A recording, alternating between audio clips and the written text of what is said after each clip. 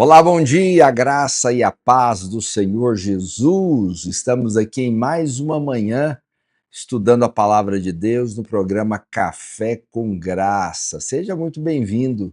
Você que está chegando por agora, se inscreva no nosso canal, faça parte deste mover, porque todos os dias estamos aqui estudando a palavra de Deus.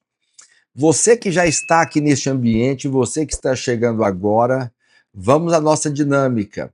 Compartilhe o link da transmissão, mesmo que se você estiver ao vivo agora, já faça isso.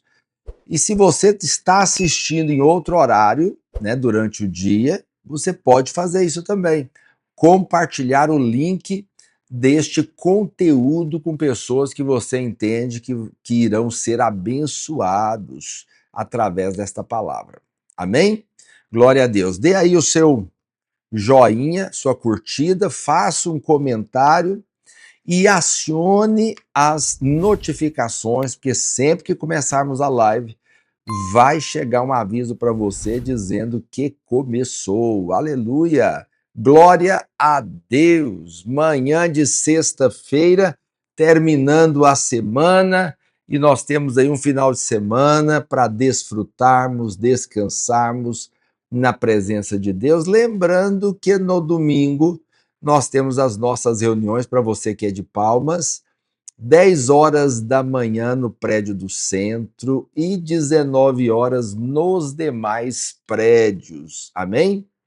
Encerramos ontem falando sobre o descendente da mulher, a descendência da mulher e a descendência da serpente. Foi muito importante. Se você não assistiu o programa de ontem, volta lá e assiste, que vai ser edificador para a sua vida. Hoje nós vamos continuar a partir do verso 16. Vamos ler? E a mulher disse: multiplicarei sobremodo os sofrimentos da tua gravidez. Em meio de dores darás à luz filhos. O teu desejo será para o teu marido, e ele te governará. E Adão disse: visto que atendeste à voz da tua mulher e comeste da árvore que eu te ordenei que não comesses, maldito é a terra por tua causa. Em fadigas obterás dela o sustento durante os dias da sua vida. Ela produzirá também cardos e abrolhos, e tu comerás a erva do campo. No suor do rosto comerás o teu pão, até que tornes a terra, pois dela foste formado, porque tu és pó e ao pó voltarás. Então aqui nós temos o tratamento de Deus, o julgamento de Deus sobre a terra, sobre a serpente e agora sobre o homem e a mulher. Porém, eu faço questão de frisar, fiz isso no programa de ontem e vou fazer aqui com você novamente. Há uma grande diferença entre maldição e restrição. Compreende? Então, Deus pode tratar alguém sem amaldiçoá-lo. Então, aquilo que Deus amaldiçoa não tem mais solução. Entende isso? Não tem mais solução. Então, a terra não tem solução. Por isso, a Bíblia diz que nós teremos novo céu e nova terra. O diabo não tem mais solução, ele foi amaldiçoado. Então, a serpente foi amaldiçoada, a terra foi amaldiçoada. Mas o homem e a mulher foram amaldiçoados? Não. Deus não amaldiçoou, entende? Então, Deus tem uma intenção aqui. A intenção de Deus aqui não era condenar o homem e a mulher.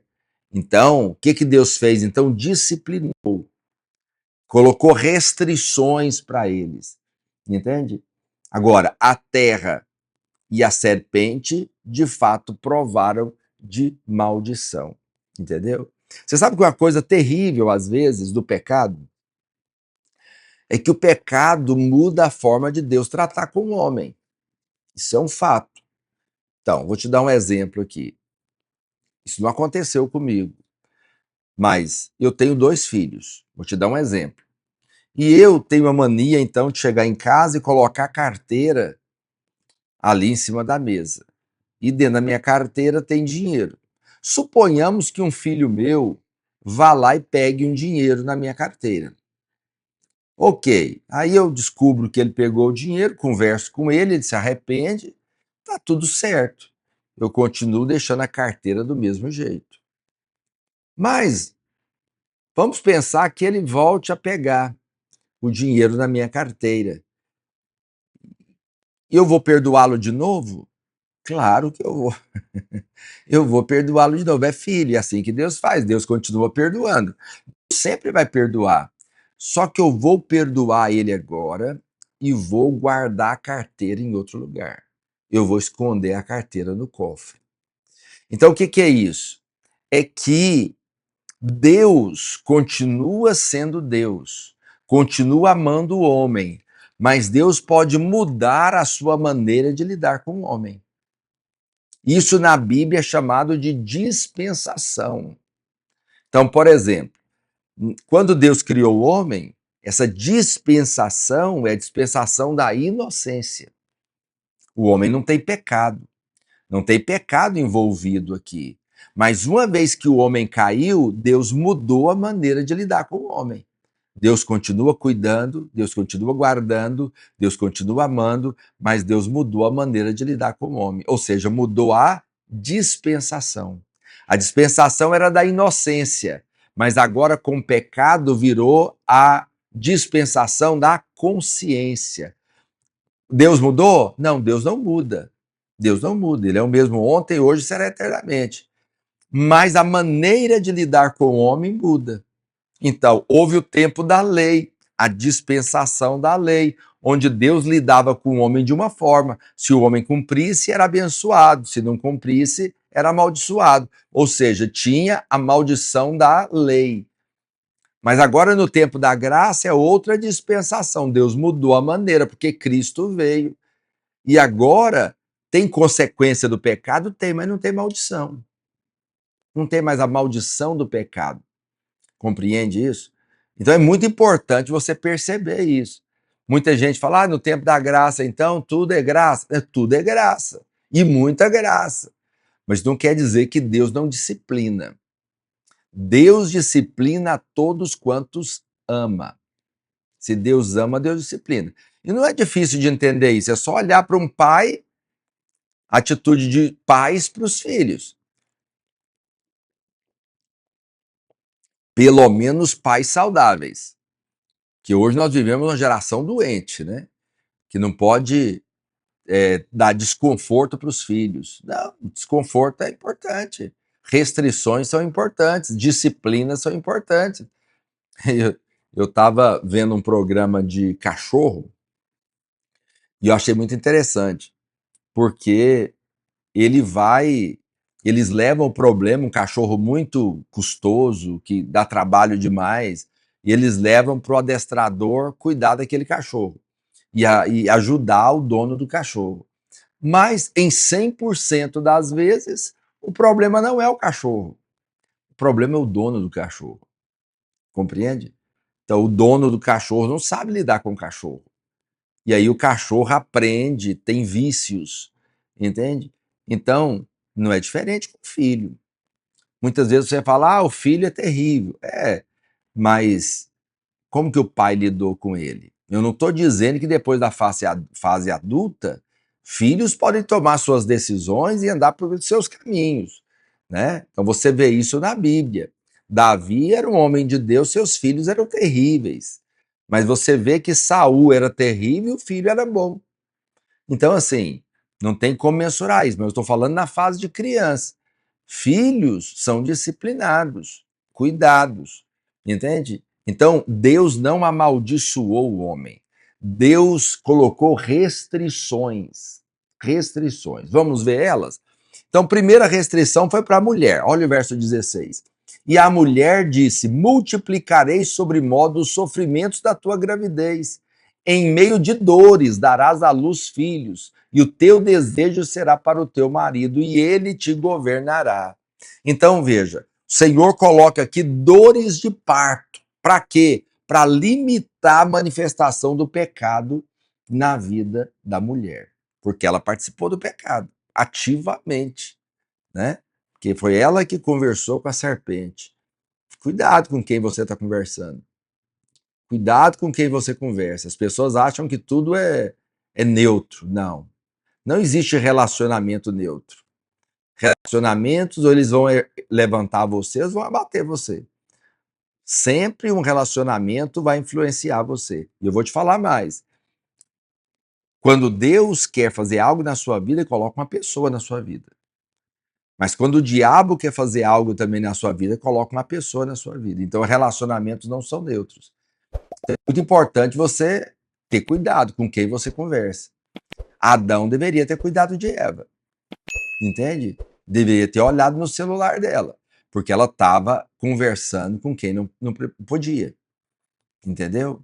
Mulheres devem olhar no celular dos maridos, maridos devem olhar no celular das esposas, devem ter a senha um dos outros. Nós temos que saber com quem cada um conversa, para guardar um ao outro. Nós temos um jardim para ser guardado. Entende o que eu estou dizendo? Isso aqui é importantíssimo. Isso aqui é uma mensagem para o nosso tempo. Muita gente tem muita privacidade. Uma vez que você casou, não tem privacidade. Ah, meu filho tem privacidade. Filhos não têm privacidade em casa. Entende? O quarto tem que ficar com a porta aberta. Tudo tem que ser acompanhado pelos pais. Isso é importante. Entende? Agora, o que eu estou dizendo para você? Que Deus colocou restrições para Eva. A restrição foi o quê? Qual foi a restrição de Eva? Ela tinha dores de parto, tal, mas era muito aquém. Aí o Senhor falou: as dores de parto vão ser aumentadas. Aumentadas. Para que servia essa dor? Para lembrar, para ser um lembrete universal do tratamento de Deus. Quando ela pensasse em pecar, ela ia lembrar de consequência, da consequência que ela teve por causa do pecado. Entendeu? Então isso é importante. Por quê? Porque isso é disciplina. Quando a pessoa não entende o valor da disciplina, ela não tenta evitar o pecado. Entendeu o que eu estou dizendo? Então alguém que pega um dinheiro num caixa e é preso, gente, mas foi só R$ 50. Mas se ele é preso, ele nunca mais vai pegar o dinheiro. Agora, alguém que pega R$ 50, ele é perdoado e não precisa nem devolver os R$ 50, esse cara vai pecar de novo, ele vai aprontar de novo. Tem que ter consequência, todo pecado tem que ter uma consequência. Se eu matar alguém, Deus vai me perdoar, com certeza. O sangue tem poder para perdoar qualquer tipo de pecado. Mas é importante que eu vá para a prisão. É importante que eu cumpra uma pena. Entende? Que eu não seja livre. Por quê? Porque ao cumprir a pena, eu vou repensar essa questão de matar outra pessoa. Eu não sei se você. Talvez eu esteja exagerando aqui nos exemplos.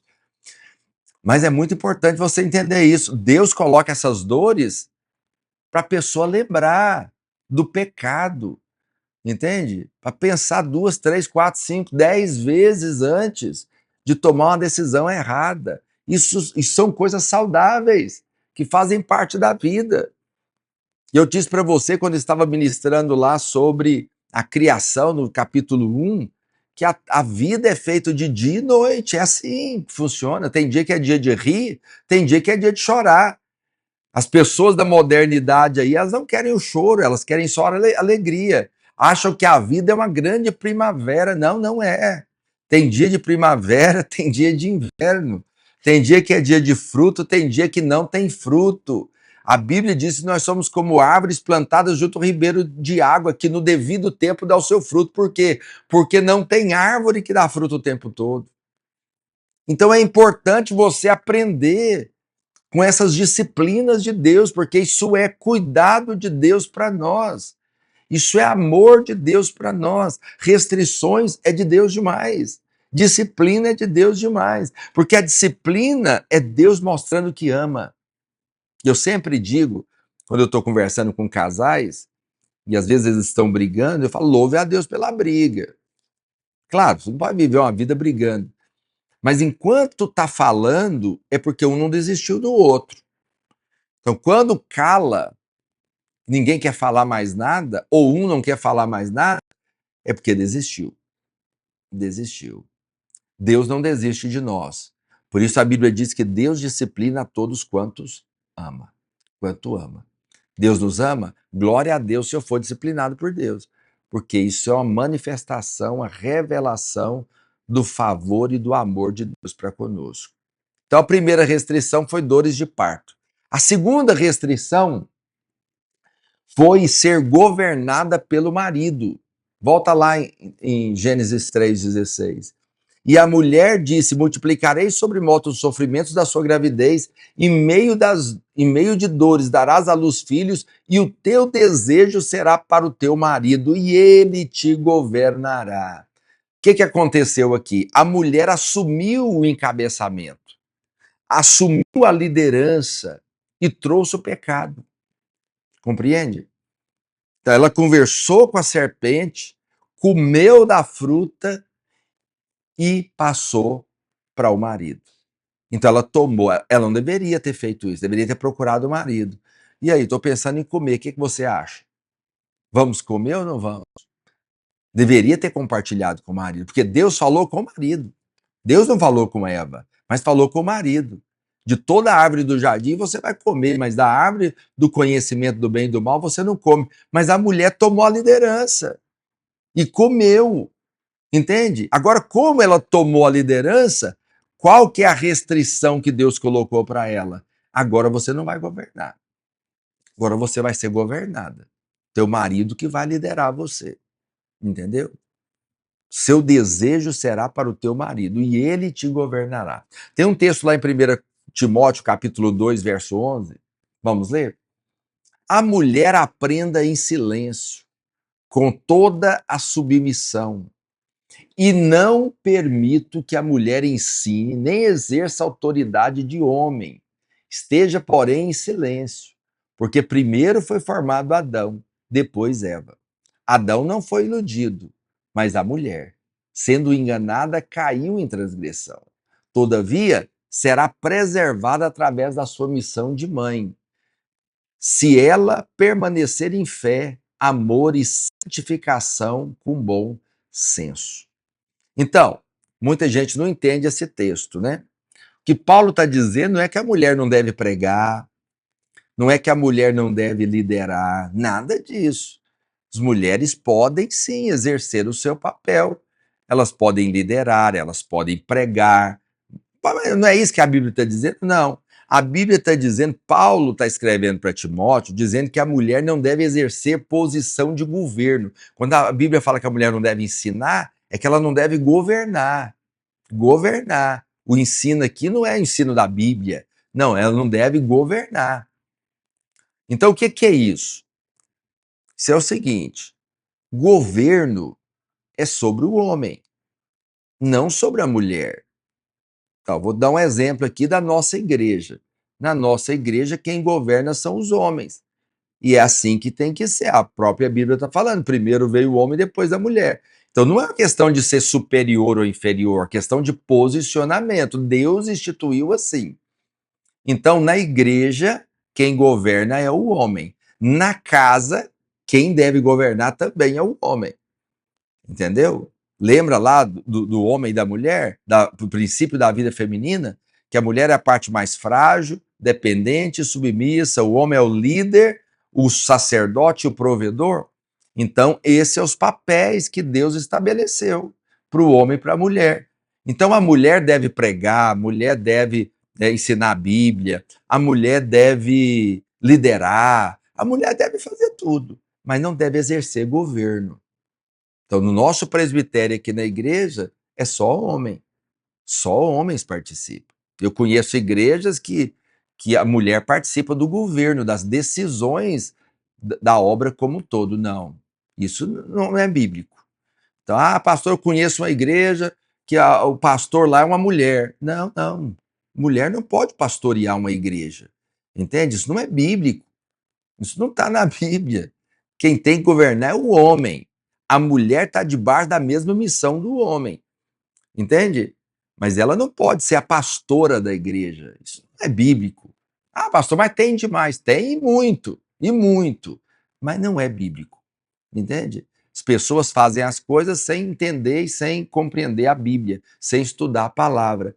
Então eu estou te dando aqui as sementes de Gênesis.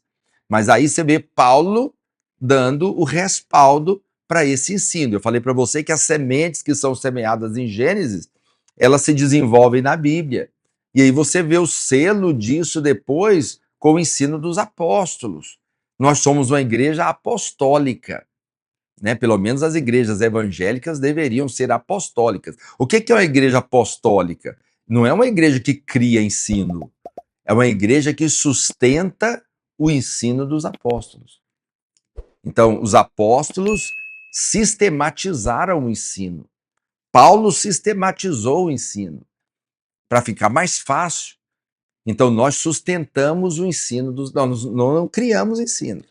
Então, isso aqui é o que Paulo ensinou.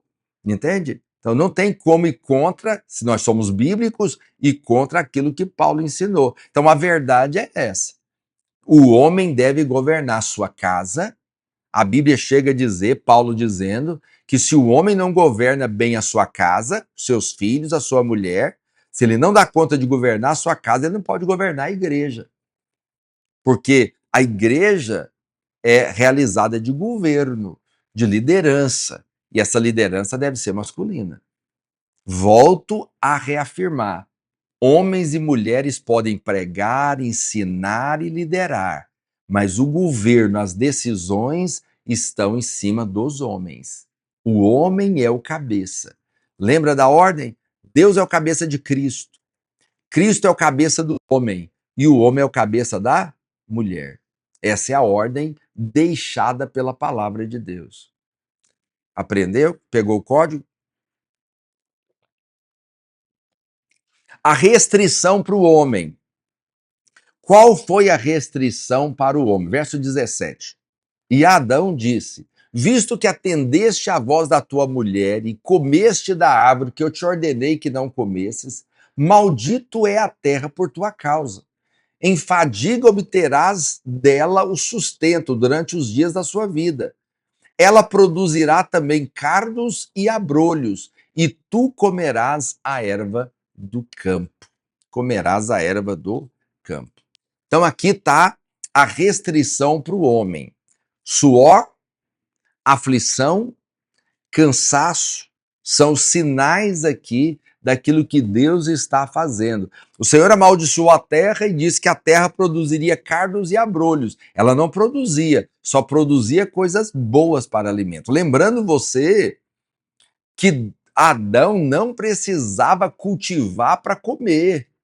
Ele comia de todas as árvores do jardim. O trabalho não era para comer. Ele não tinha que trabalhar para comer. Ele tinha comida, suprimento à vontade. Então o trabalho tinha um propósito ali no Éden.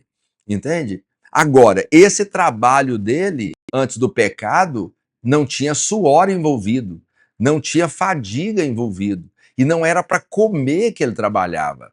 Mas agora, após o pecado, ele continua trabalhando, mas agora com fadiga, suor, e debaixo de suor e de fadiga que ele vai obter o seu sustento. Compreende isso? Então, muita gente fala, o trabalho é maldição.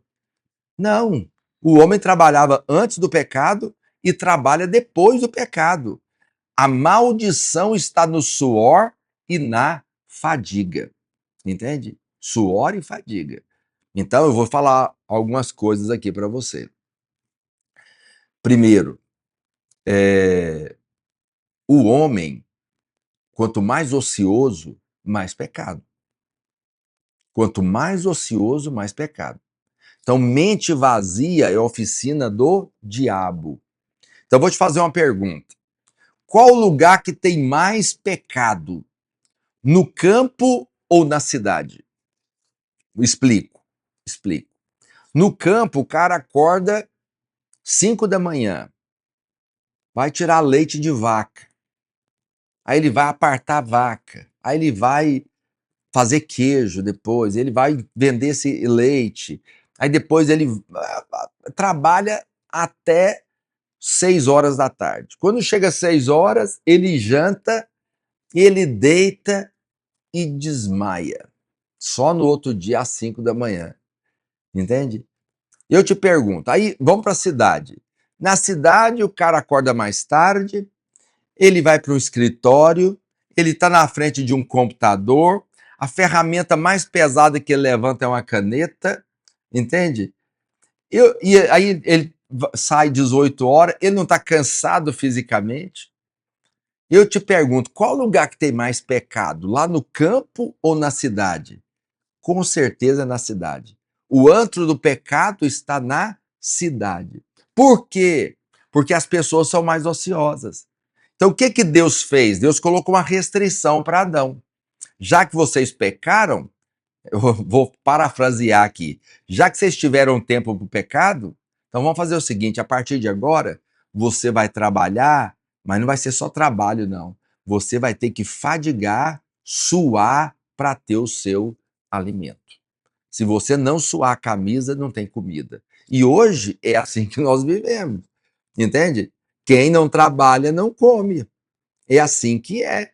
Hoje tem que trabalhar muito. Mas o que eu quero dizer, a segunda coisa que eu quero dizer para você é o seguinte: joga isso lá para o Novo Testamento. Isso aqui é o Velho Testamento. Então, esse suor aqui é uma maldição. É uma maldição. Trabalho não é maldição, mas o suor é. Mas quando Jesus ele foi orar no Getsêmani, a Bíblia diz que ele suou gotas de sangue. Ele suou, mas suou gotas de sangue. Por quê? Porque lá no Getsêmani ele estava revertendo essa maldição, a maldição do suor. O suor era maldição, mas agora o suor saiu com sangue, porque o sangue é a nossa redenção. O que isso significa? Significa que agora nós temos que andar no cansaço. E a partir de Cristo eu posso andar no descanso. Que antes eu tinha que andar ansioso, afadigado, mas agora eu posso estar descansado e colocar a minha vida e colocar o meu sustento nas mãos do Senhor. Não é poderoso isso? A Bíblia é maravilhosa. Então, lá no Éden, o suor veio com maldição, mas lá no Getsêmani, a libertação veio da maldição através do sangue misturado com o suor. Glória a Deus. Então, o tempo da lei é um, mas o tempo da graça é outro. O tempo da consequência da maldição do pecado é um, mas o tempo da cruz é outro. Agora o Senhor levou a nossa maldição para que nós fôssemos abençoados. Amém? Glória a Deus, glória a Deus. Nós vamos orar, porque esse final de semana, como eu disse, será um tempo de muita bênção, muita graça derramada sobre você. É tão importante nós vivermos a vida, vivermos dias felizes na presença de Deus, porque nós temos uma casa, temos uma família, temos um final de semana, nós temos igreja, podemos servir a Deus. Vamos juntos servir o Senhor. Amém? Coloque esse propósito no seu coração, sempre aos domingos, de estar na reunião, de adorar o Senhor. Se você está aqui na cidade, venha nos visitar, venha participar conosco, 10 horas da manhã no prédio do centro e 19 horas nos demais prédios. Você é o nosso convidado especial. Deixa eu orar por você, pelo seu final de semana. Senhor, em nome de Jesus, eu abençoo a vida do meu irmão. Eu declaro que sobre ele repousa a tua poderosa mão para abençoá-lo. Ó Deus, o homem caiu no pecado, o primeiro Adão, viveu debaixo de maldição do suor, mas, ó Deus, nós estamos debaixo do segundo Adão, debaixo de Cristo, onde o suor foi regenerado pelo sangue. Agora nós caminhamos no descanso, no desfrute da alegria na tua presença. É isso que eu declaro sobre a vida do meu irmão. Glória a Deus, Deus te abençoe, final de semana abençoado. Segunda-feira estaremos de volta às 8 horas da manhã aqui no programa Café com Graça.